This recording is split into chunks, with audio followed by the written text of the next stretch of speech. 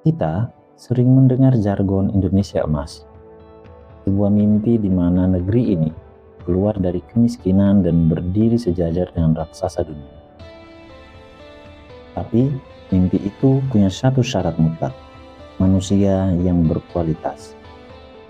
Di tahun 2024, sebuah janji besar muncul ke permukaan, makan bergizi gratis. Bagi sebagian orang, ini adalah oase di tengah tingginya harga pangan. Bagi yang lain, ini adalah beban APBN yang menakutkan. Namun, jika kita menggali lebih dalam, perdebatan ini bukan cuma soal anggaran, ini adalah soal ideologi. Hari ini, kita akan membedah apa yang sebenarnya terjadi saat negara memutuskan untuk mengisi piring anak-anak kita. Apakah ini murni keadilan sosial, ataukah ini bagian dari strategi besar mengubah manusia menjadi aset ekonomi? Bersama Ruang Ideologi dan perisai pena, kita akan membedahnya dengan membaca motif-motif ideologis dan dasar-dasar teoritik di balik program makan bergizi gratis. Saudara-saudara, inilah makan bergizi gratis atau investasi manusia.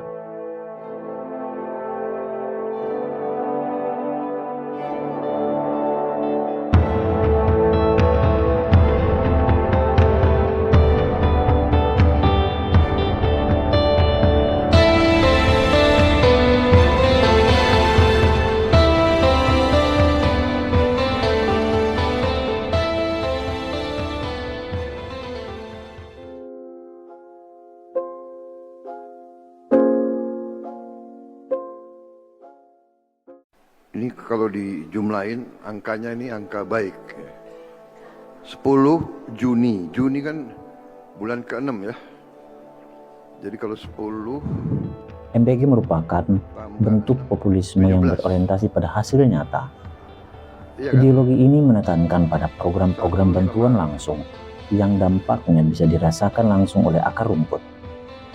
Program serupa juga telah sukses diimplementasikan di berbagai negara lain, seperti India atau Brazil, sebagai instrumen perlindungan sosial. Kajian terhadap program Free School Meals di India misalnya, dan Brazil atau negara-negara maju membuktikan bahwa memang ada korelasi positif antara pemberian makan di sekolah dengan peningkatan kehadiran siswa serta penurunan angka anemia. Di Indonesia, Badan Perencanaan Pembangunan Nasional menggunakan visi Indonesia Emas 2045 sebagai payung besar dari gagasan ini. Naskah ini menekankan bahwa untuk keluar dari jebakan pendapatan menengah atau middle income trap, Indonesia harus melakukan lompatan besar dalam kualitas sumber daya manusia. Program MBG diposisikan sebagai pilar untuk memastikan populasi muda tahun 2045 memiliki IQ, kesehatan fisik, dan produktivitas yang kompetitif secara global. Selain pemerintah, secara ideologis, MBG berakar pada sila kelima Pancasila, yaitu keadilan sosial bagi seluruh rakyat Indonesia. Program ini bertujuan agar nutrisi berkualitas tidak hanya menjadi kemewahan kelas menengah ke atas, melainkan hak dasar setiap anak sekolah di Indonesia. Hal ini mencerminkan paham bahwa negara harus hadir secara langsung dalam mendistribusikan kesejahteraan guna memperkecil ketimpangan kualitas hidup sejak usia dini.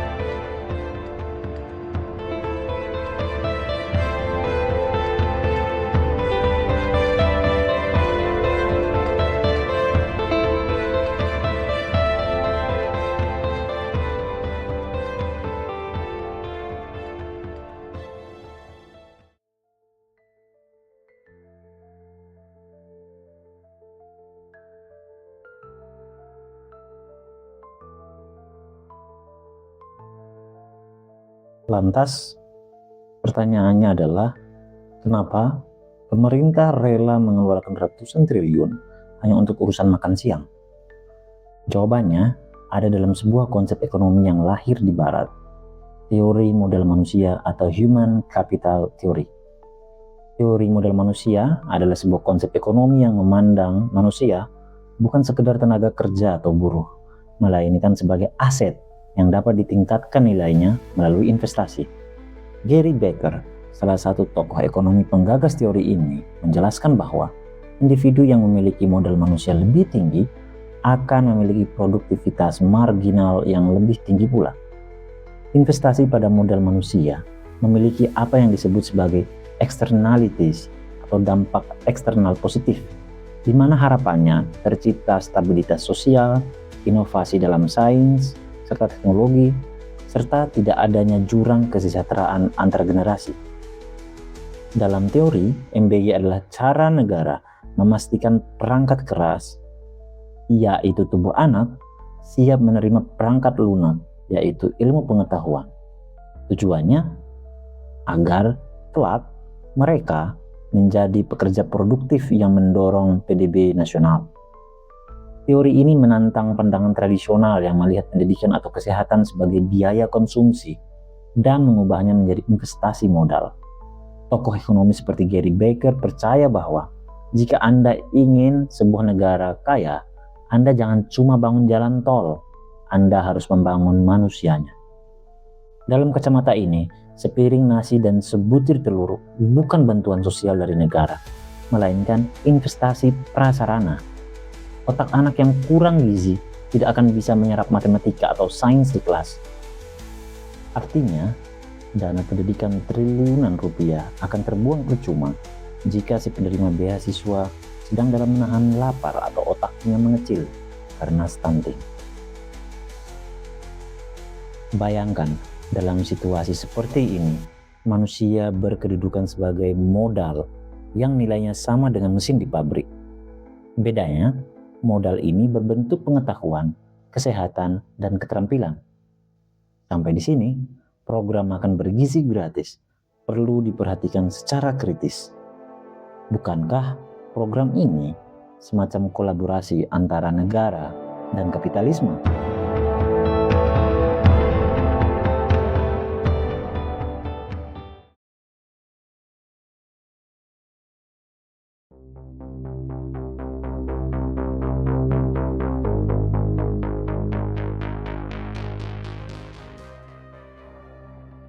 Dalam pandangan kritis, teori modal manusia atau human capital theory bukan sebagai upaya pembebasan manusia, melainkan sebagai bentuk pendalaman eksploitasi kapitalistik.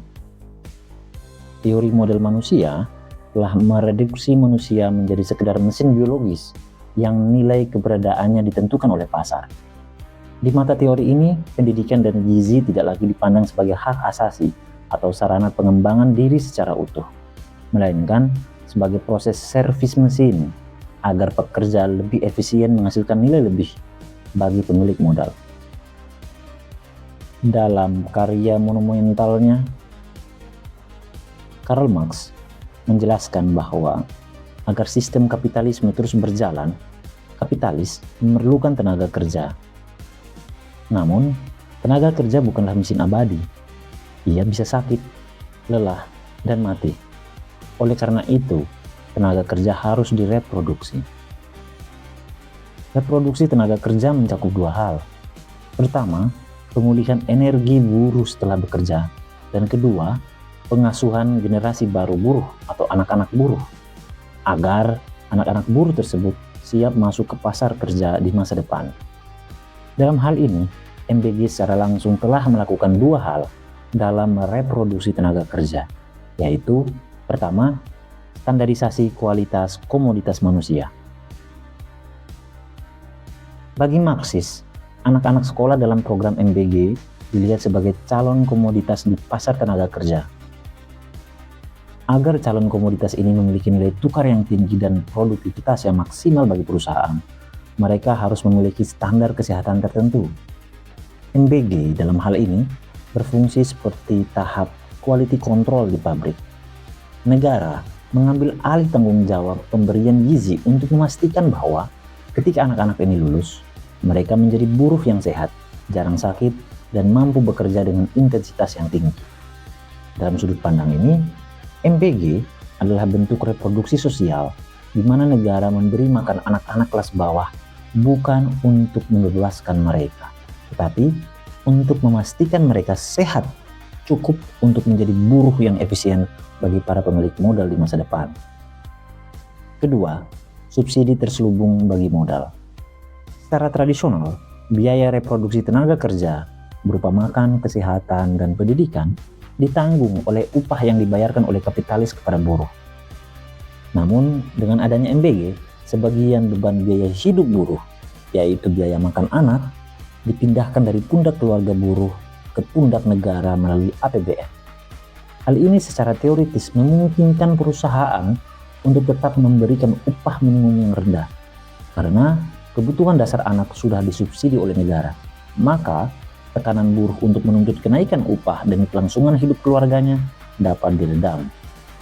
Maka, MBG dipandang sebagai upaya negara untuk memastikan biaya reproduksi tenaga kerja ditanggung oleh publik dengan menggunakan dana APBN guna menyediakan tenaga kerja yang sehat dan siap pakai bagi industri tanpa industri tersebut harus menaikkan upah buruh.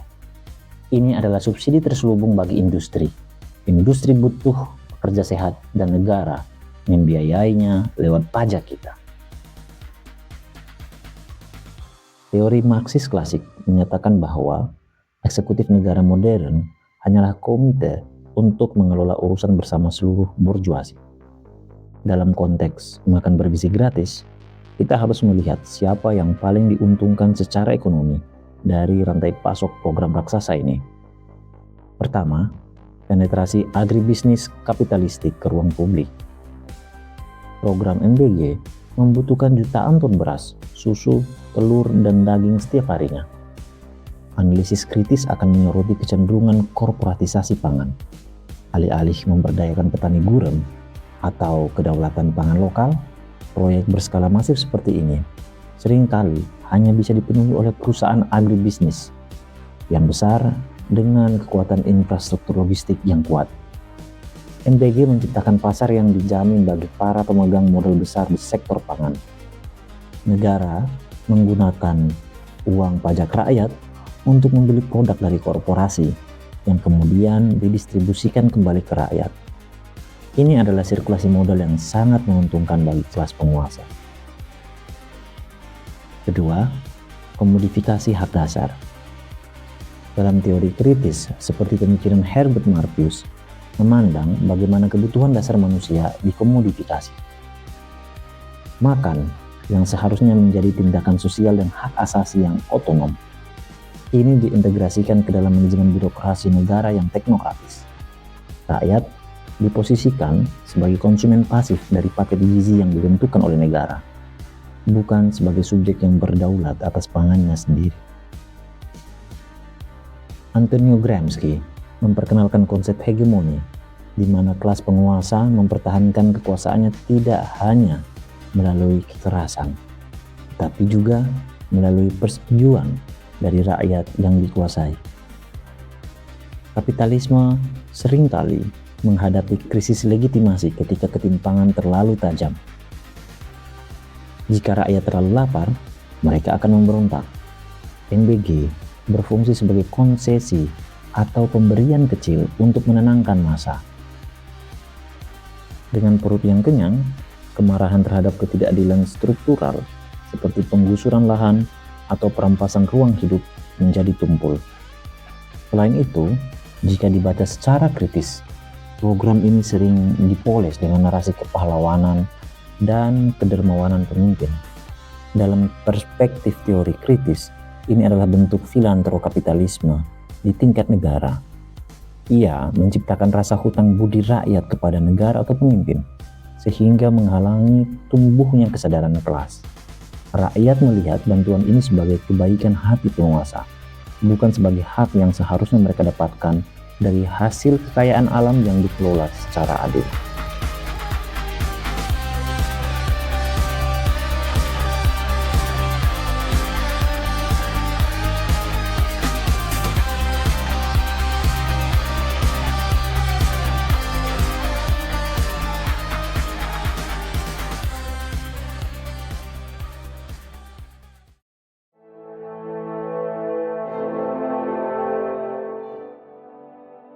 dalam rumpun teori kritis muncul salah satu mazhab kontemporer yang dikenal sebagai mazhab Frankfurt, di mana salah satu tokohnya adalah Jürgen Habermas. Jürgen Habermas melakukan kritik terhadap apa yang ia sebut sebagai rasionalitas instrumental. Ini adalah cara berpikir di mana masalah sosial yang kompleks disederhanakan menjadi masalah teknis yang bisa diselesaikan dengan rekayasa administratif. Dalam kasus MBG, pertanyaan mengapa anak-anak kekurangan gizi? Bagi Marxis, jawabannya adalah karena orang tua mereka tidak memiliki tanah, upah mereka dirampok oleh sistem nilai lebih, dan akses terhadap sumber daya alam ditutup oleh korporasi. Namun, program MBG melakukan depolitisasi. Masalah kemiskinan struktural diubah menjadi masalah kurang gizi. Solusinya bukan lagi reformasi agraria atau kedaulatan buruh, melainkan pembagian susu dan telur. Dengan fokus pada aspek medis atau gizi, akar penyebab kemiskinan tetap tidak tersentuh.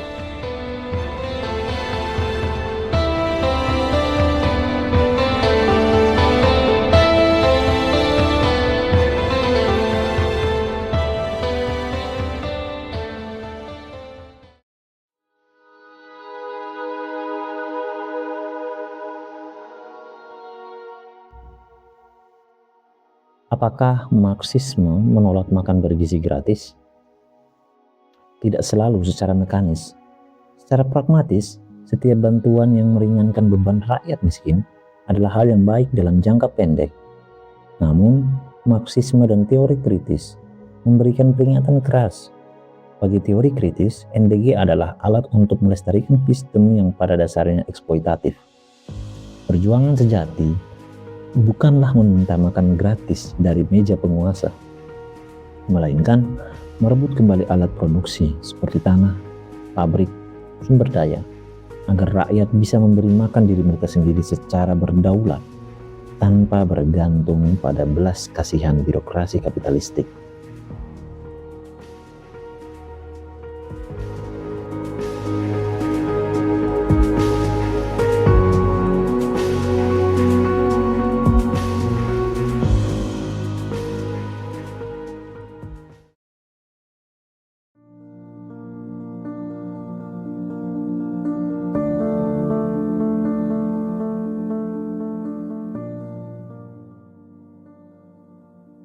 Jadi, di mana posisi kita? Apakah makan bergizi gratis adalah langkah revolusioner menuju Indonesia emas? Ataukah ia hanya proyek teknokratis yang mahal, namun gagal menyentuh akar masalah kemiskinan? Satu hal yang pasti, memberi makan anak-anak adalah tindakan yang secara moral sulit ditolak. Namun, sebagai masyarakat yang kritis, kita harus mengawal apakah program ini hanya berhenti di urusan perut atau tidak. Gizi yang baik harus diikuti dengan kualitas pendidikan yang membebaskan, bukan sekedar mencetak roda gigi baru dalam mesin kapitalisme.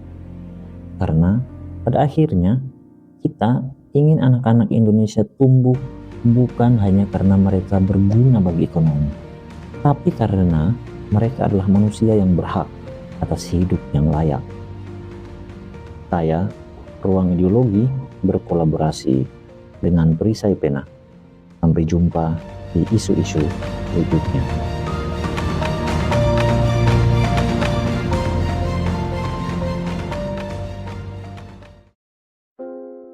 Jika kamu ingin ikut andil dalam mengembangkan pengetahuan melalui channel ini, silahkan klik link Saweria pada kolom deskripsi.